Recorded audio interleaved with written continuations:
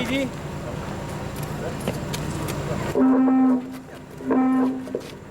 Dengan mengucap Bismillahirrahmanirrahim, Pawai Ta'aruf memperingati dengan memasuki bulan suci Ramadan dimulai.